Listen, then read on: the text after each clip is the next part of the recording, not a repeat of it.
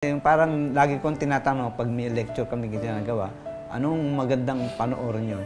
Yung nagbabasbas ng bahay, inauguration, o yung naghahabulan ng saksak? Eh, siyempre yung naghahabulan ng saksak. Naghahabol ng saksak talaga. Teka muna. No violence, please. O sige, mamaya puntahan natin ang mga krimen na kanyang diniskartehan. Ano? Kasi pag sinabi mong krimen, ayan na si Gus Abelgas, nag-iimbestiga na. Pero bata pa lang siya, ay dumidiskarte na talaga sa buhay. Ayun. Hindi ko naman alam, naging dyaryo boy ka pala. Yeah, oo. Nagbenta ka ng dyaryo? Mga grade 3 hanggang grade 5 or 6, yun yun, ang kadalasan niya, ang dyaryo nun is Manila Times, Manila Bulletin, Bulletin. Tapos nagtitinda naman kami ng comics.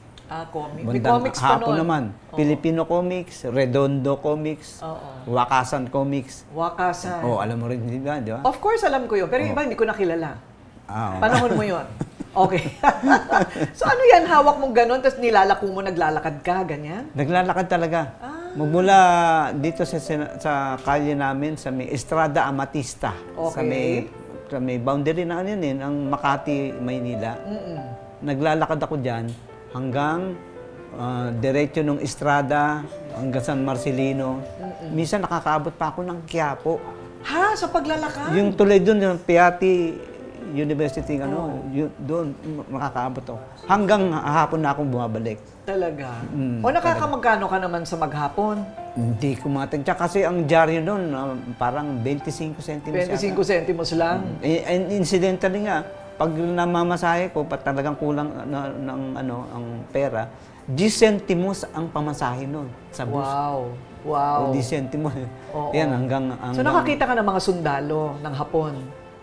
Wala pa. Si Magellan, nakikita ko sa retrato. Si Magellan? Si Magellan, kumpare mo eh. Kumpare mo si Magellan eh. Teka muna. Okay, so, paano siya napunta sa pagiging isang mamamahayag? Kaya naman pala nagbebenta ng dyaryo. Ayun. At lahat ng mga nababasa mo, puro krimen. May epekto ba sa'yo rin yun? Naging interesado ka dahil dyan? Hindi naman masyado. Ang naging interest ko talaga, yung bang kumita. Siya po ay biktima ng krimen. Na-hold up siya. Na-hold up ka, di ba? Habang nagbebenta ng dyaryo? Yung puntong yun, kasi pag nagrarasyon ako ng dyaryo, magbula dito sa may Vito Cruz nga, naglalakad ako sa mga suki, inaabot ako ng tanghali pagrarasyon ng dyaryo, pagtitinda. Tapos pag uwi ko, doon ako naniningil doon sa mga suki ko. Okay. Yung pag uwi ko doon sa may Puentes Street, kung alam niyo, doon ako biglang na-hold up. Siguro mga mga 20 pesos lang na sa akin. Ano yung tinutukan ka ng Kutsilyo. Kutsilyo. Nagmakaawa na lang ako noon, sabay iyak. Totoo? Sabay iyak? Uy, effective yung iyak. Ilan taon ka noon?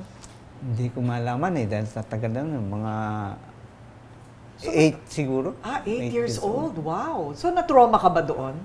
Sa pagka-hold up sa'yo, hindi naman? Yung mga ilang araw lang kasi kami nasasaksihan din namin mga ibang krimeng nangyayari sa paligid namin. Dahil dati noon, ang South Luzon Expressway, yung dulo yun eh.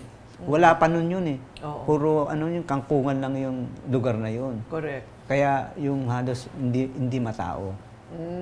Okay, kaya ka na biktima. Na-biktima tuloy. Ayun. Ano itong inampun ka daw? Ano nangyari sa mga magulang mo? Oo nga. Inampun ka daw ng kamag-anak? Yung mga grade 3 hanggang grade 6 o grade 5, inampun ako ng lola ko. Na katabi doon na sa kalyeng Opalo, doon nakatira. Mansion yun. Nag-iisa lang siya sa bahay. Ayun. Dahil matanda lang. Siya, head nurse ng dating Philippine National Red Cross. Doon sa may tapat ng sa may So may kita. Yun, mga 3 taon. Yung, kung naalala nyo, yung eksena ng Ruby Tower earthquake. Ruby Tower. Yun, nandun ako, natutulog ako noon. Yun nangyari, yun, lindol doon sa pati yung kwarto eh. tinignan kagad ako. Ako, nagtatago doon sa pagkatapos malindol din yun eh. Pero napaaral ka nitong tiyahin mo? Nag-aaral na rin ako noon. Okay. After mga 3 years nga, bumalik kami sa pamilya namin, doon sa may Agata. Sama-sama na ulit kami. Okay. Bumalik nga ang father. Nakapagtapos naman si Gas, nakapagtapos siya. Journalism, ang natapos mo, talagang parang meron ka ng meron ka ng pangarap talaga. Journalism, tapos nag-abuga siya. Ternong-terno yun. Ternong-terno. Sino yung bumubuo ng pangarap mo? Nangangarap ka na noon na maging abogado o maging periodista? Wala akong pangarapan ng ang parang ambisyon ko makatapos ng pag-aaral. Pero unti-unti nagkakaroon ako ng puntong pumunta doon sa mga magkaroon ng trabaho, kung anong klaseng trabaho, yung journalism. Na-inspire ako doon sa pinsang kong si Bal Abelgas na noon ay sports editor ng Philippine Daily Express. Ayun.